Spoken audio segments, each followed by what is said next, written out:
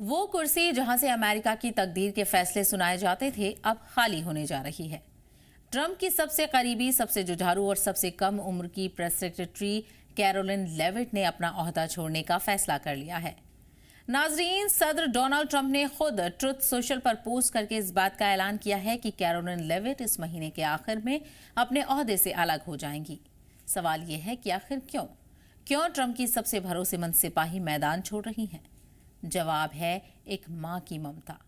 Trump ने बताया है कि कैरोलिन अपने खानदान को वक्त देना चाहती हैं। आपको बता दें कि महज 27 साल की कैरोलिन ने अभी इसी साल मई में अपनी दूसरी बेटी विवियाना को जन्म दिया है। वो अप्रैल के आखिर से मैटरनिटी लीव पर थी और जुलाई में ही व्हाइट हाउस के पोडियम पर वापस लौटी थी।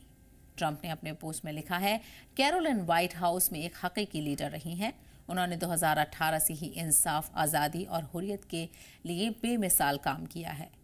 ट्रंप ने यह भी कहा कि कैरोलिन इतिहास की बेहतरीन प्रेस सेक्रेटरी में से एक रही हैं और आगे भी वो उनकी टॉप एडवाइजर बनी रहेंगी। कैरोलिन लेविट का सफर भी किसी कहानी से कम नहीं। 27 साल की उम्र में व्हाइट हाउस की प्रेस सेक्रेटरी बनने वाली सबसे कम उम्र की खातून, ट्रंप के पहले दौर में असिस्टेंट प्रेस सेक्रेटरी, फिर ट्रंप के हारने के बाद भी ट्रंप का साथ नहीं छोड़ा।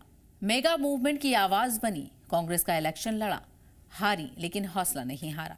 और जब ट्रंप 2024 में दोबारा लौटे तो कैरोलिन उनकी सबसे मजबूत आवाज बनकर उभरी। उनका अंदाज हमेशा से ही बेबाक और जारिहाना रहा। बड़े बड़े सहाफियों से टकरा जाना, एसोसिएट प्रेस जैसे इदारों को आईना दिखाना, आप मेरे इल्म को चैलेंज करके तौहीन कर रहे हैं, ये कहना उनका ही अंदाज था। उन्होंने व्हाइट हाउस के ब्रीफिंग रूम में नई रिवायत भी शुरू की। ब्लॉगर्स और सोशल मीडिया इन्फ्लुएंसर्स को पहला सवाल पूछने का मौका दिया। वो कहती थी कि ट्रंप की तरह व्हाइट हाउस भी हर आवाज को सुनेगा, सिर्फ बड़े मीडिया को नहीं।